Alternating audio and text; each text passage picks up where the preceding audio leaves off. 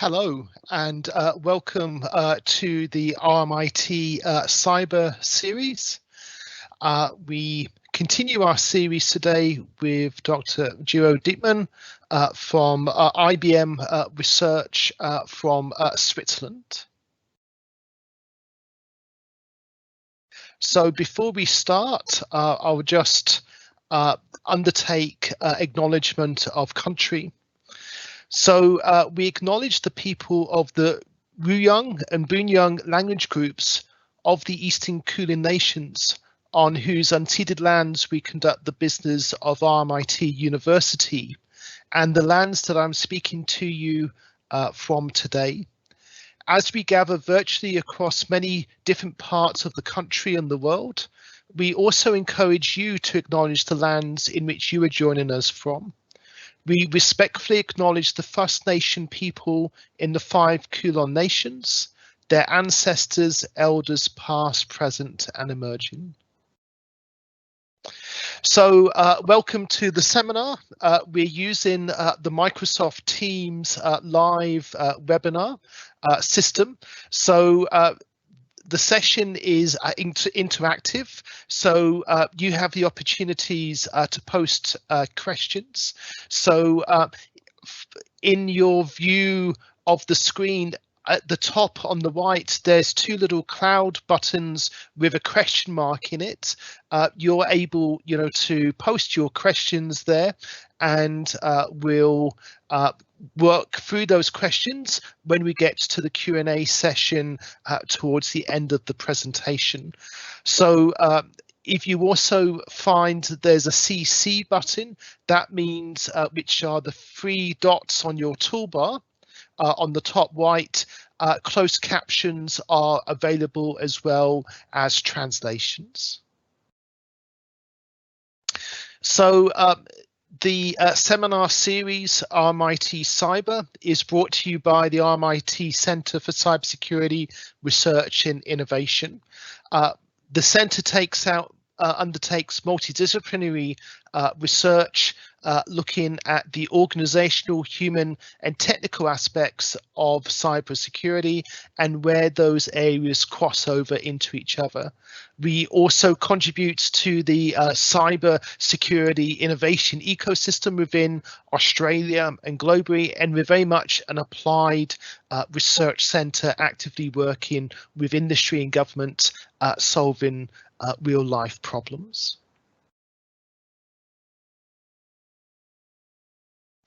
I'll hand over to Professor Zahir Tahir, who is our research director, who will do the formal introductions. Thank you very much, Matt, and good afternoon, everybody, and good morning, the people who are joining us from Europe, from the North Hemisphere. It's a great honor to have Gero with us. Really, thank you very much, Gero, for accepting the invitation. And as you probably know, Gero doesn't need an introduction, right? He's, as you have seen in his bio, Gero is a research scientist, is probably and a project lead in probably one of the biggest institution and well-known institution of IBM in Switzerland, IBM Research Switzerland. And Gero has graduated with a Ph.D. in computer engineering from ETH Zurich, is again as a top university.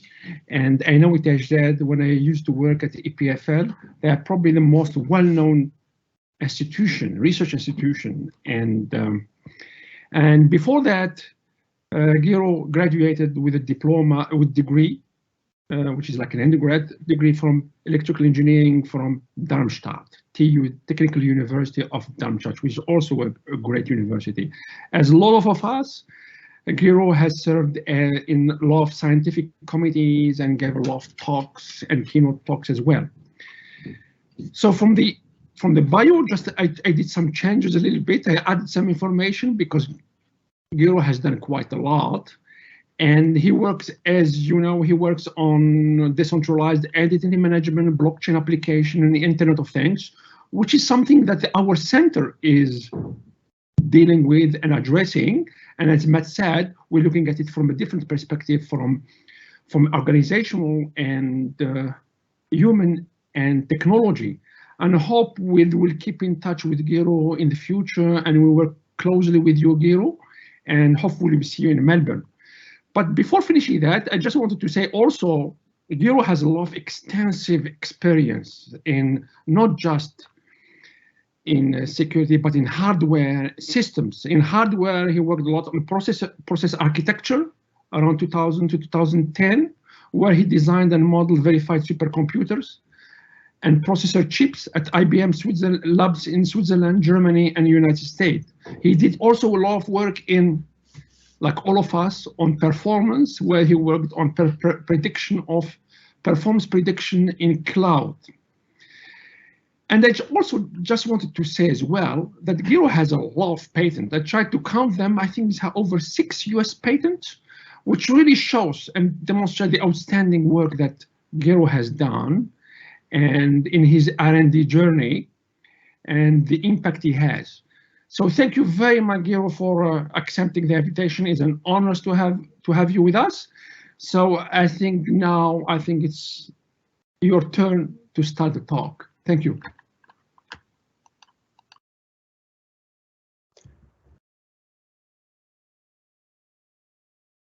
All right. Am I on already? Can somebody signal me? Yes, All right, Gero, yes, absolutely. Thanks a lot, Zaire. That's quite an honor, quite a stage you set there for me when really the honor was all mine. Thanks a lot for the invitation to show you some of the things that I've been working on over the past few years, and also some thoughts of context around this. As Zaire already said, I couldn't quite decide over my career whether I wanted to be a hardware guy or a software guy. So maybe that's why I ended up in identity management, because identity was such a conflicted topic for me. So what I'm going to show you today is some thoughts about the identity of things.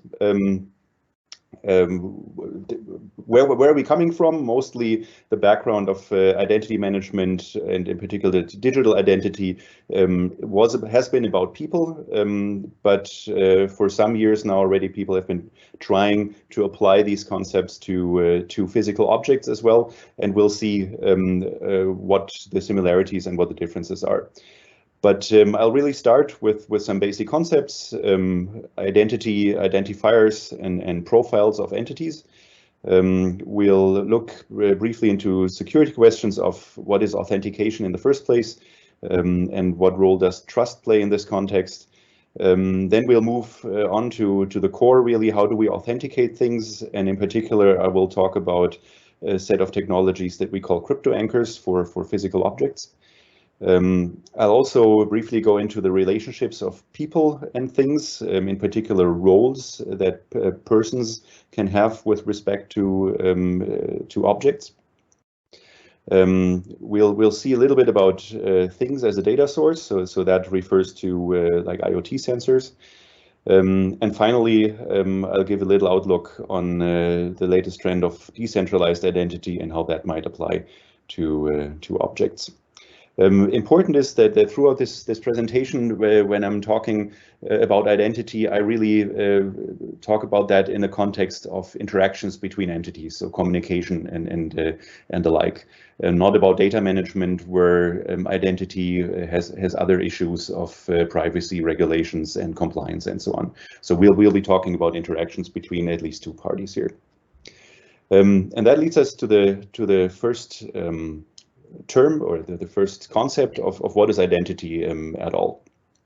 I looked a bit around the technical community and found that in psychology, identity is discussed, of course, from an individual point of view, around self-image. What are the idiosyncratic properties that make me unique and unlike any other person on the world?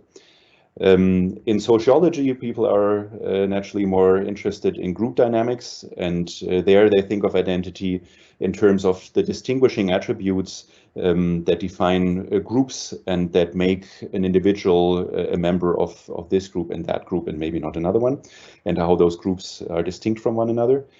The philosophers, as always, take the grand view and cover both types of concepts. So they talk about qualitative identity, which is things that are similar but not necessarily identical, versus numerical identity, which is the unique type. But if we then go to computer science and we talk about digital identity, that can actually also cover both. So digital identity can represent individuals like you and me, but it could also represent groups like a university or a company. And a definition that I found from Kim Cameron, famously the former director of digital identity at Microsoft, who wrote down some laws of identity quite some time ago. And in these laws of identity, in this document, he defines digital identity as a set of claims made by one digital subject about either itself or about another digital subject. So we already see that claims, which are an expression of attributes, are an important aspect of digital identity. Anyway, these claims need to be anchored to identifiers, and that would be the next concept that we would be talking about. So identifiers really connect an individual, for instance, with those claims about that individual. So more generally, an identifier references a subject. It's a reference to an entity or a handle of that entity. And actually, this association of an individual with an identifier can already be an important claim about the individual. So, for instance, my passport proves that my passport number is associated with me. That's an important claim about me. Or maybe even more importantly, a social security number in the US. Right? These are important identifiers, and it's important that you can prove that one such identifier belongs to you as a person. I already mentioned that an identifier, just like identities, can represent either an individual person or an individual physical object, or it could also represent an entire group. I mentioned organizations in a physical object type. It could be a product type, for instance, as defined by a GS1 GTIN number, the ones that we find on barcodes on products, or a lot number, something along those lines.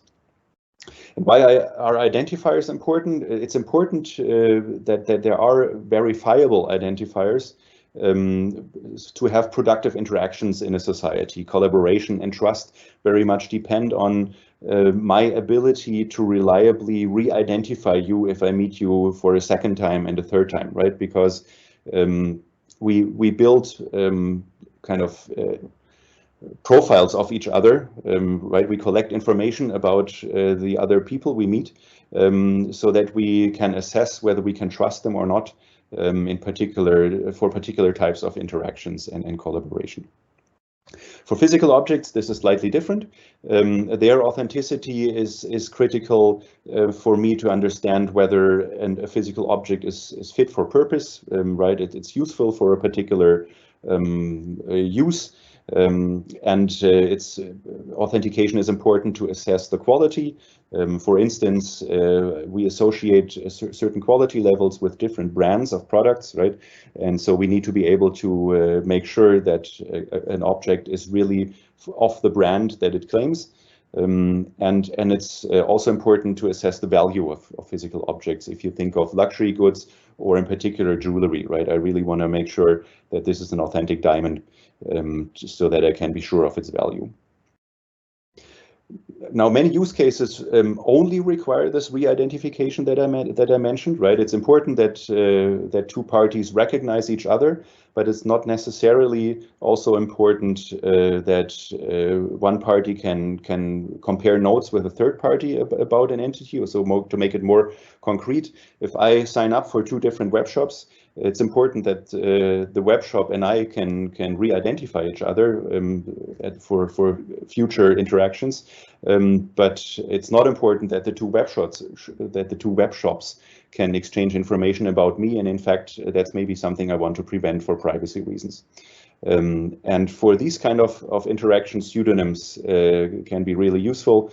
So if I use different pseudonyms with the two web shops, then each of them can reliably re-identify me, but they cannot correlate amongst each other information about me, right?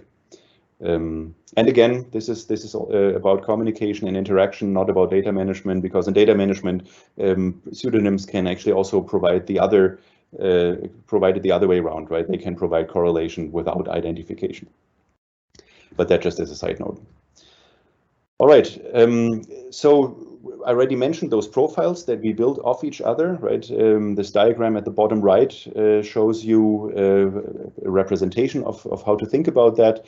We have two persons, Alice and Bob, of course, and they enter into a relationship, they communicate with each other, they exchange claims about each other, and they observe each other's behavior. And that means that they collect information about each other, and that you can think of in the terms of a profile, right? So after some interactions back and forth, Alice has a profile with some information about Bob, and Bob maintains a profile with some information about Alice. And more generally, an identifier of an entity is an anchor of a profile, right? Here, the identifier would be the names Bob and Alice. Could be anything, and so this profile consists of properties of the entity of the other side, right? So if we have a profile of a person, that would be their name, their address, their birth date, maybe means of payment, if we're talking about a web shop again. For physical objects or things, these properties could be the manufacturer, right, which goes back also to the brand discussion. Which model is this object? Maybe what date was it produced? And these claims, these attributes, can be claimed by the entity itself, right? There are things with which we would trust entities themselves. But they can also be certified by an authority that is trusted generally, right? And then they might be even more reliable. So it's properties of the entity as part of a profile. We have preferences that are expressed by the entity, mostly by people. And we would very often also keep a history of interactions we've had with the other entity, an order history in a web shop, maybe a history of sensor data that an IoT sensor has submitted. And also, you know, between people, it's quite intuitive. If I will maintain a record if somebody I interact with frequently keeps their promises or not, right? If I can collect information that they reliably keep their promises, then that will help a more trustful relationship. So that you already get a feel for those how valuable those profiles could be, right? Once you've proven to somebody else that you're a reliable collaborator, that makes this profile that the other side keeps of you very reliable. But it's also important for the quality of the profile to securely identify the other side repeatedly. So taking insecure or just surface identity or identification, securing that gets us from identification to authentication, because it ensures the authenticity of the other side, right? And thereby safeguards against, if we're talking about people, it prevents people from impersonating another, it prevents fraud, and in the case of physical objects, it prevents counterfeiting. In real life, between people, we mostly re-authenticate persons we've met before by comparing what we see and hear from them, right? What we sense with what we know about them from past interactions, right? We compare their appearance as we remember them. That's also why we notice, of course, when somebody has done their hair, because we notice something is different. Maybe it's the sound of their voice, certain behavior patterns. So that's why we in daily life re-authenticate people.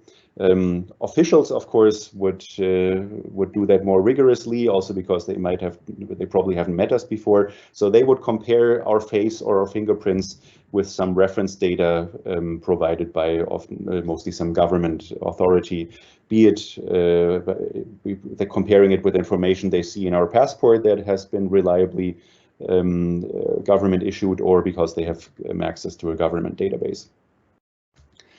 Now, for physical objects and branded products in particular, people have long been using holograms, right? I think we've all seen, I don't know, sneakers or fashion items or what, electronics with holograms on them that should convince us that they are authentic. But those generic holograms have now also long been widely counterfeit along with the goods. What is interesting there maybe also is that these holograms were typically just supporting group authentication, right? You don't have a different hologram for different pairs of sneakers, but they all have the same hologram, so the hologram can only authenticate the entire group of sneakers and not tell one from another.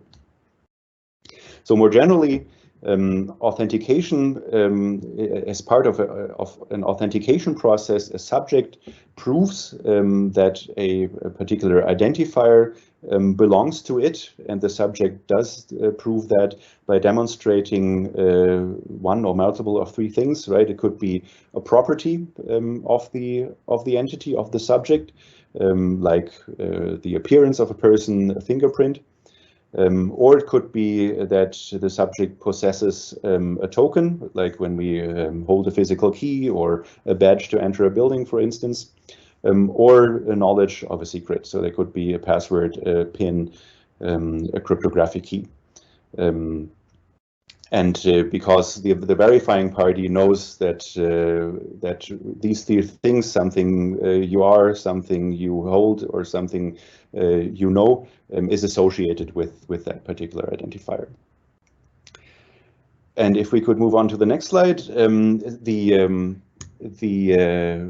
authentication, as I mentioned, requires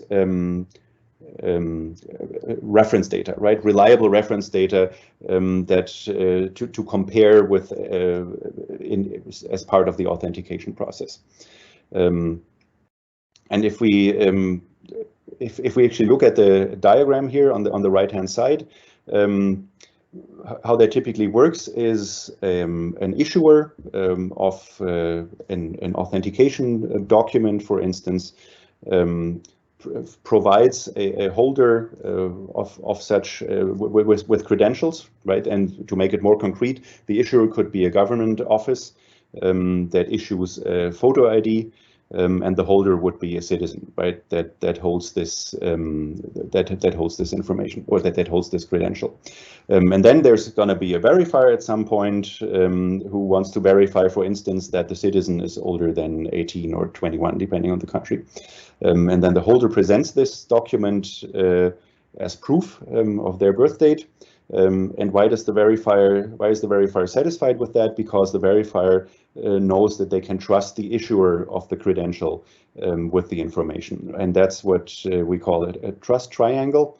It is often supplemented by another triangle at the bottom, because the verifier might not know the issuer directly, but they can verify that the issuer has been accredited by a governance authority, right? The verifier may not know the particular city office that issued the photo ID, but can at least verify that it is part of a bigger government organization, and thereby the trust goes through this indirection at the bottom, kind of a second trust triangle.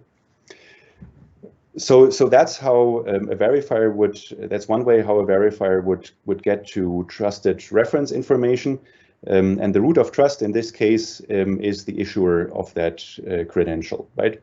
And so this trusted root, or this root of trust, this trusted source of reference information could be internal to the authenticator, right? The verifier in this diagram could already know the holder, and then they would have the reference data internally. Or they would rely on an external party, and in this case, that is actually the issuer, an external authority as a source of reference data.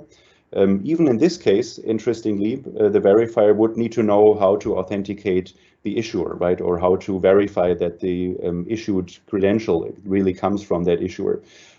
So even an external root of trust needs at least one piece of internal authentication information to set up a trusted channel to the issuer here. And once that is in place, then the verifier can rely on the authority for that reference data. So examples of roots of trust are those government agencies that I mentioned. It could be universities that grant degrees, industry bodies that certify their members. Banks are a common trusted source of information about their clients. There are accredited certifiers in several industries.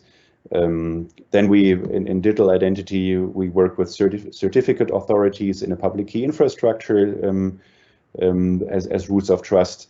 And maybe as an example of an internal source of authority, right? We have the list of trusted root CAs that our web browsers maintain. And if we could go to the next slide, so that kind of concludes the concepts that we need for a general discussion of digital identity. And I think it's intuitive how these have been applied over the years to people and organizations. Now the question is, how do we apply them maybe, or how do those compare to how we authenticate objects? And these objects that I'm talking about, those could range from intelligent IoT devices with a processor on board that can do cryptography, all the way down to consumer goods like the handbag on the right-hand side that has no electronics on board at all, right? And now everything we learned about digital identity, it really only applies to digitally connected objects. Whereas objects with no electronics, like the bag, they have no agency, right? They cannot initiate anything on their side. They cannot use cryptography. And so they need a sort of passive authentication. And so next I would just show you a brief idea of the history of product identification. So in the very olden days, many decades ago now, products had only human readable tags, right? There was no digital connectivity between physical objects and products you would buy and the virtual world. Maybe because the virtual world wasn't that active either back then. That changed significantly with the introduction of the barcode, and in particular, once every cash desk was equipped with a barcode reader, right, that would connect the product that the cash desk scans with a lot of information around that product. In particular, the price, but maybe also an arbitrary number of other types of information. The issue there then, though, was that anybody can copy a barcode, right? And it still holds for QR codes, of course, and non-cryptographic RFID codes. So there's no secure link between the product and its identifier and the digital information around it. And that prevented people from investing into building a lot of value in the digital world because it wasn't secure. And that's where these crypto anchors that I mentioned come in. They allow to really securely authenticate physical objects with a range of technologies, as we'll see, securing this link from the physical to the virtual world. And in this way, they make it more straightforward or worthwhile. I should say, they make it more worthwhile to create value around a physical object because they can make sure that only, say, a legitimate owner, for instance, of an object can access that digital value. And you can imagine that then brand owners might want to build kind of a digital halo around a physical object of value. For instance, if I can prove that I own a backpack with branded with a Disney character, then Disney might want to give me access to premium content involving that Disney character. But now the question is, how does this authentication actually work? And on the next slide, we'll see the approach of what crypto anchors are. So in general, crypto anchors are, you can think of crypto anchors as fingerprints of physical objects. And just like with human fingerprints, also those object fingerprints would be hard to clone, hard to forge, so create out of thin air, right? And hard to transfer to other objects. And then these fingerprints help to secure the identifiers that an object claims, right?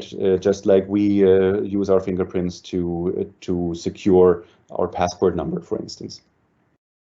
And so the identifiers could be any type of ID, a serial number, a lot number, the GTIN I mentioned earlier, and that then gets us, just like before, from identification to secure authentication. And the technologies that exist for doing this for physical objects, they're quite a wide range, and we group them into the three categories you see at the bottom here. So there are embedded security features, many of which we know from banknotes, like microprinting, particular inks that are hard to source, or holograms, and that's typically a more difficult to forge one than the ones used for branded product authentication. In particular, there now is a generation of holograms that can be individualized, right? So each individual object would have a different hologram. And there are even DNA-based crypto anchors to tag, for instance, cotton. Then the second group is configured secrets. Those go for electronics, right? And the most intuitive example there is a cryptographic key in a crypto-capable RFID tag that makes it impossible, or at least very hard, to copy that. So the configured secrets could be cryptographic keys or passwords, for instance. And then we have a third group that we call physical fingerprints. Those could be optical analysis of a surface of a product. Think, for instance, of a luxury handbag that is made of leather, right? And you could optically inspect the surface of the leather and really interpret that more or less directly as a fingerprint of the object. And we actually also have something similar in the electronic space, exploiting the semiconductor variability. I'll show that in a second. And the verification of those technologies typically works like the diagram shows in the upper right-hand corner. So the blue box represents a physical object. It has an ID that needs to be verified, right, if that is correct. And then there's the physical anchor next of it. That's kind of the fingerprint.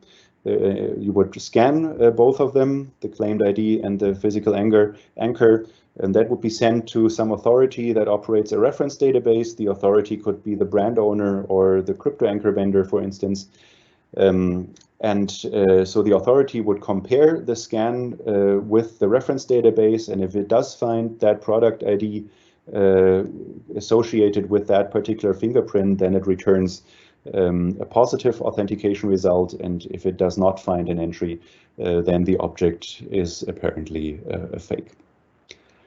On the next slides, I would show you some examples what that looks like in practice. Here is we see a tag with a hologram and a data matrix that represents the claimed ID.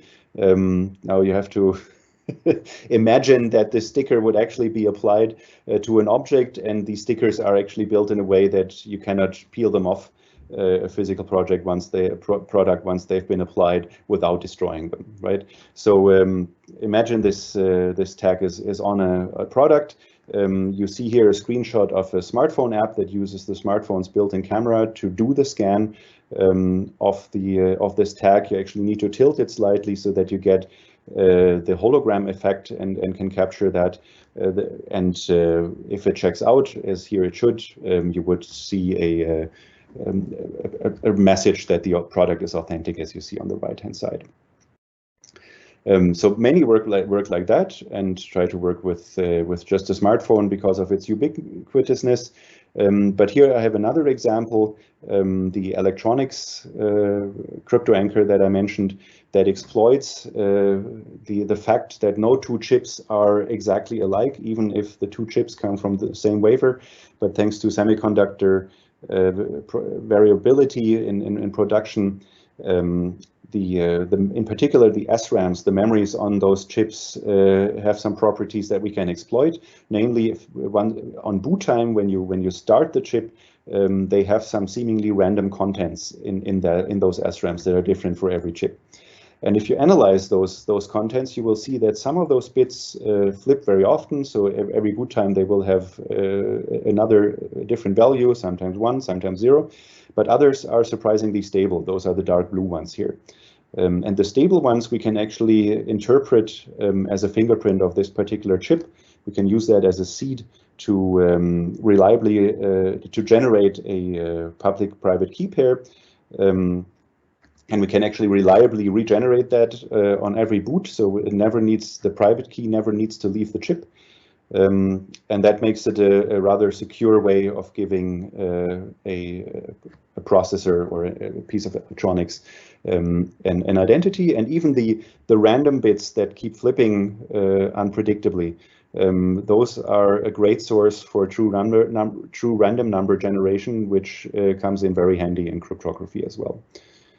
And we actually published a paper on this last year sometimes. Another example of a crypto anchor we see on the next slide. This is a sensor that my colleagues here in Zurich have developed that analyzes quite a range of chemical properties of liquids if you dip the sensor into the liquid, as you see on the photograph here, and acidity and what have you. And they interpret these sensor readings as kind of a fingerprint of these liquids. And on the right-hand side, you see the result where, with very high confidence, they can tell apart different types of mineral water, right? So the sensor can tell you which brand of mineral water you have in your glass. And that, of course, can be applied to many other types of liquids as well. And the next slide, exactly. An interesting property of this industry we found is, first of all, this industry is not as new as one might think. So some operators, some crypto anchor vendors have been in business for more than a decade. But you see that there's many different types of crypto anchors, and there's a good reason why there are so many different ones, because many different products and physical objects have very different requirements when it comes to these crypto anchors, right? You have different surfaces, different security requirements, maybe aesthetic requirements, and so on and so forth. And that's why there will never be a single crypto anchor to rule them all. What we also see, though, is that the market is very much vertically integrated, right? Each crypto anchor has their own software stack around their crypto anchors. And that means that if there's a vendor that has different product ranges, they would have to manage a zoo of different software stacks and would never get a complete view of all their crypto anchor activity. So what we set out to do is to establish interoperability in this market, and we built a crypto anchor platform that does that. That is represented by the orange bar on the right-hand side.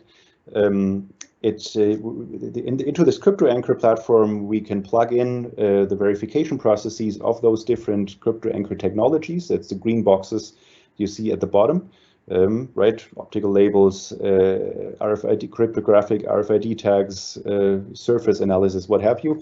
Can plug those in, and then our crypto anchor platform would abstract that into a generic model of a physical object and a crypto anchor and their association, and would provide that as a generic API to application developers, those represented by the pink boxes up there, where you can imagine applications like supply chain management, provenance tracking, and in particular responsible sourcing recently, consumer engagement applications, quality assessment, and we can even connect to legacy data repositories and how we'll do that I'll mention in a minute. And with this, we can mix and match the perfect crypto anchor for any given product with the perfect software stack and combination of solutions that solves the actual business problem, right? What we can also do is define or use multiple crypto anchors on a single product. That's also a use case that we've seen in the past, and we built this crypto anchor platform on top of a blockchain. The reason being not the buzzword, I promise, but actually because we see that this market is so fragmented, right, and so has so many stakeholders, the different vendors, the different users, the different software providers, that the blockchain technology here would allow that community to in the long run, to operate this in a joint manner rather than having to rely on a single party who dominates this. With that, we can go to the next slide. So the relationship between things and people is also something that this crypto anchor platform addresses. So there are many different relationships that objects can have with people, right? So an organization made up of people could be the manufacturer of an object. I could be the owner, or at least maybe the owner of a share in an object. There are authorities that certify attributes of an object. In a supply chain, we have custodians and carriers. There could be tenants of buildings or lessees if there's a lease on an object. There are insurers, and I particularly like, as you can see, this service technician concept. Also can think of a mechanic of a car that could prove to say, if I bring my car into the garage, the technician or the mechanic could use crypto anchors and our crypto anchor platform to prove that they are the authorized mechanic for this car right now, and then the manufacturer could give them access to the service record, for instance, right? So to manage those relationships, both the object and the person, of course, must be securely authenticated, and then they can prove their relationship to an object, and that is something that our platform also does, right? For instance, in particular, our platform allows the owner of a branded good, like the Disney backpack I mentioned earlier, to prove that they own the backpack, and that they can present this proof to a third-party system, a legacy data silo, for instance, that has information about the object, or also to a video server that would then give them access to branded content. And with that, we would get to an example of this ownership tracking, actually, that we demonstrated with two different crypto anchor vendors some time ago already, just to prove the interoperability between it as well. And this is a second-hand market example. I know the diagram is a bit small, but just the big story is that the white person would sell a branded good to the black person as a buyer, right? And the buyer, of course, wants to, first of all, ensure that the good is authentic. That's what the crypto anchor does. And then they also want to make sure that the seller is not a thief, right? But that they are the legitimate owner of this object. And that is what this role management in our platform could do. And if they then agree on a sale, then the seller would make the buyer the next official owner of this product. Next slide, please.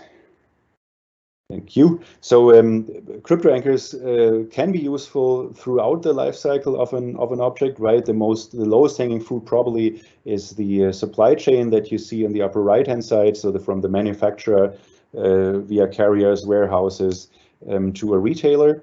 But we've also seen already how the application can be useful on the consumer side. We saw an example, so consumer engagement, right, with the premium content, give access to VIP events. We've seen an example of how they can be useful in the second-hand market. We actually have seen in the real world examples returns and warranty where authenticity is a problem. So companies get warranty claims that turn out to be fakes, and that is something where crypto anchors can help. And then we can also even close the responsible sourcing loop or the circular economy loop, right, through certified recycling, and then we can also use crypto anchors, even though that's still a bit work in progress, to ensure the authenticity of responsibly sourced materials like organic products from farmers or miners. Now on the supply chain side, there's another application that is interesting from an identity point of view, and that is we will see that on the next slide. Oh no, first, too fast. So since we can keep track of those different authenticity events, right? These different checks, we can also then look at the logs. Here we see a table where the green rows demonstrate successful authentication attempts, and the red one is an encounter with a counterfeit.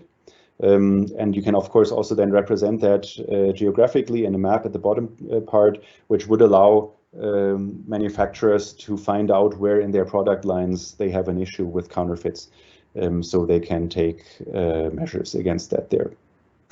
But now on the next slide, we actually see another example of a supply chain. Here, think of a cold chain, right? There's a truck that goes through a supply chain, and in regular intervals, it needs to be checked that the temperature does not exceed a certain threshold. So the question then immediately becomes, how do we trust the IoT sensors that report those temperatures? We do that by, first of all, verifying their identity, that it's really the sensor that we should get information from. And we would also need to verify that they are properly calibrated, right? Both certified by a trusted authority. There's quite some attempts to use PKI, traditional digital identity, for that. But as an additional question here, often comes that many supply chain applications move towards blockchains these days, right? That's one of the killer apps for blockchain supply chain management, track and trace. And then the question is, how can those lightweight sensors be connected to a blockchain, right? Thinking of blockchain protocols tending to be a bit heavy, maybe, for lightweight sensors. And we've looked into that, and the solution we've come up with is what you see on the next slide. So we built a fabric proxy, that's the box in the center here, that offloads a lot of the communication with the blockchain of the sensor, but still leaving a private key that is used to sign the sensor readings with the IoT sensor. The private key is certified by an authority that not just issues the cryptographic keys or at least certifies them, but also can vouch for the calibration, right? So the certificate authority can at the same time be a calibration authority that issues identity certificates only to calibrated sensors, and those certificates would expire when the sensor needs to come in for a new calibration again, right? And if those authorities are then registered as trusted identity providers with the blockchain, then we've closed the trust loop from the blockchain to the IoT sensor and back. And thanks to this Fabric proxy, because we implemented it with Hyperledger Fabric blockchain, thanks to this Fabric proxy offloading, this can be used for lightweight sensors as well. I do have an eye on the time, so let's move on to the next slide. This is the last real one, just as an outlook of where I see the community going right now. So in digital identity, decentralized identity, or also sometimes called self-sovereign identity, has grown in importance recently. This is a technology that wants to be the next generation of identity after federated identity.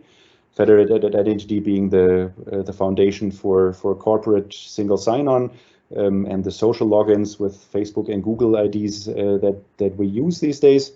And so they want to replace that and also PKI with peer-to-peer relationships. Really moving control of the identities more into the hands of the involved individuals rather than a third party having to be involved, right? It's based on standards. So the World Web Consortium is busy standardizing the data structures for decentralized identity. And there's a decentralized identity forum that standardizes protocols, for instance, DITCOM. And then this trust triangle that we've seen before on the right-hand side is really modeled in the digital world as well, where there are point-to-point connections between a holder and a verifier that don't need any third party to authenticate with each other. And then there's also mechanisms for verified credentials, verifiable credentials from an authority like the issuer that can be associated with these protocols. I'll leave it at that. It's a lot more involved and a very powerful approach because they orthogonalize a lot of concerns that have been combined in previous approaches, and that is potentially allows us to reduce the complexity. And just one last remark. I see there you're already moving in, rightfully so. So just in to make the connection to the IoT space, there's a lot of activity right now using these technologies for connecting electric vehicles with charging infrastructure. And there's even an industry consortium already, the MOBI consortium, that wants to standardize that. And the next slide is my overview slide. Or the summary slide. I think we've seen that how digital identity can be mapped to physical objects, but it is much earlier days than for people. And with that, I would go to questions.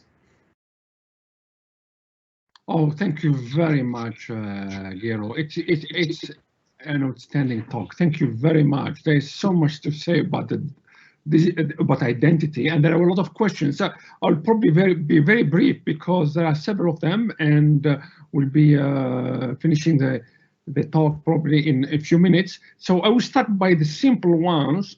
How can we secure identification at scale in real time? In real time? Yeah.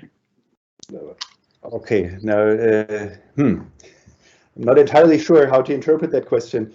So scalability certainly is an important concern. If we think, so the digital identity aspects that we can use for IoT devices, I think they have proven their scalability in the past because they are basically the technologies we've used for people as well. Then for crypto anchors, I would argue at least the crypto anchor platform that we've built is a decentralized system that inherently comes with scalability, at least on the reading side, right? And authentication requires reading, so that's a good thing. That helps a lot there. And finally, the decentralized identity initiatives that I mentioned in the end, again, are extremely scalable because the heavy load on those systems is really just between two peers that talk to each other, and that also makes it they don't depend on third-party systems, which makes real-time interactions also more realistic.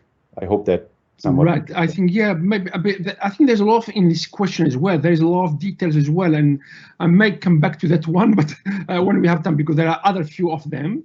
The other question, which is about cyber attacks. Will the certificate authorities become a target of cyber attacks?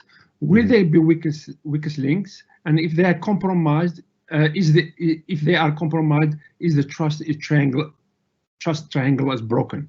Mm-hmm. Yes, that's an excellent question, because that is exactly one of the concerns about centralized identity systems that the decentralized approach tries to address. Right? If you've decentralized authorities and authentication, that means that those parties hold much less information, making them a much less attractive honeypot, if you will, for attackers, right? It doesn't make them inherently more secure. Right.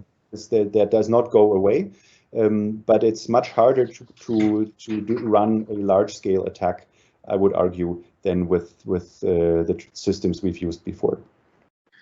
Okay, thank you. The other one is more about the application part for the COVID. They say QR code have become very popular during the COVID. There has been little focus on compromised QR code, which can be done easily. How can we secure QR codes, right? Yeah, it depends, of course, what information is exactly in the QR codes. Now, my colleagues here in Zurich are actually have developed an IBM product in this space, and they do use decentralized identity data structures, at least in this work. And in that case, I mean, I'm not involved in that project myself, but as far as I understand, they use digital signatures to protect the data in the QR code, and that means the QR code is as well protected as digital signatures can do. If you would want to forge this QR code, you would need to forge that digital signature as well, right? I'm sure there are others that use different approaches, and maybe some of those are easier to attack. But with my limited knowledge of that space, that's what I can say. Okay, there are other questions more from the future perspective. They say, what is the impact of quantum computing have on future development of crypto anchor platform? Right. I know that the name crypto anchor is a bit misleading, because many of those crypto anchors actually don't have anything to do with crypto, right? And that particular people who know what crypto is tend to be thrown off by that. So, for instance, analyzing a surface of an expensive handbag, right? I'm not sure if there's an angle where quantum computing would threaten that. And other than that, the aspects that I showed that use crypto, that's just a standard crypto, right? No new angle there. So the same, the threat is exactly the same as in any other application. That's why also, as it happens, colleagues of mine in that building over there work on post-quantum crypto to address that problem. But it's as much a problem for this field as for any other application of crypto. Right. And the other one is, what will be the next big development of the crypto anchor platforms? What are the next really challenges? Yeah, thanks. That's a very emphatic. That's a question full of empathy, I feel, because the issue that I'm facing right now is how do we establish this in the industry, right? So all these different crypto anchor vendors do have clients, but it's not just the technology solutions are fragmented at this point, but this entire market is very fragmented, and we believe that this technology will only really fly if it becomes standardized, right? In particular, the interactions with it become standardized. That's where we hope that the crypto anchor platform that we developed can play a role, can bring the industry together in solutions that are interoperable, and then this field can really make the next step and become more pervasive than it is so far. That's great. I have a lot of questions, but I have another one from our PhD students who are working on blockchain, and they're saying Hyperledger Fabric is considered as a private blockchain. So when compared to the public blockchain that is more centralized, has only a small group of participants control the network. So how do you address the centralization issue for your identity provider? Yeah, I know that is the view, a widespread view in academia, and not to poo-poo that, right? I understand where that's coming from, and I'm a big fan of decentralization. I have a slightly different view, though, on this. I would argue that so the way that Fabric does authentication is it relies on identity providers, right? But it's not just one identity provider, but every company that participates in such a network can bring their own identity provider. That makes it decentralized from a system view, even if it's still centralized from a company point of view. But I would argue companies always want to centrally manage the identities of their employees, right? So it cannot be more decentralized in a corporate environment than it is. And that's how I would argue that this is not an issue, not because it's not less centralized than or more centralized than a public blockchain, but because the business problem we are looking at will force this centralization onto any implementation, no matter what. Very philosophical. Thank you. That's right. I think there are a lot of questions. I have my own. I think I will probably wrap up because we are coming to the end of this talk.